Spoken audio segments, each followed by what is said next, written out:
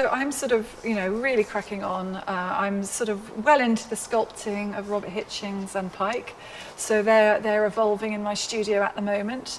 Because I'm making them in clay, I have to spray them regularly and wrap them in plastic when I'm not working in them.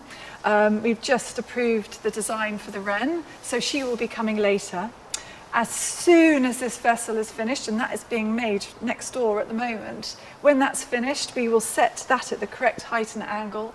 And then I'm going to make the waves up to it, so you can kind of see the footprint. This is the reverse of the design. If I spin this around, you can kind of get an idea about the whole piece. And these will actually be relief panels. So I have a torpedo boat, I have the motor gun boat, I have a scene looking through to the Needles and Tracer Fire and German E-boats. So this is really creating and setting the scene.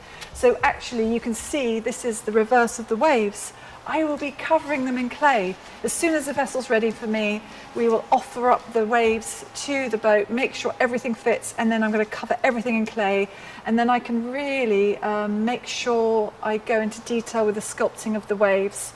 I can even exaggerate the peeling over of the waves. As the water goes over the deep V chine hull, which is specific to these power boats to allow them to go at speed over the water, I always look at a working model as very much that, it becomes a new piece at scale, and so I can really work into the sculpting of the waves to create that motion.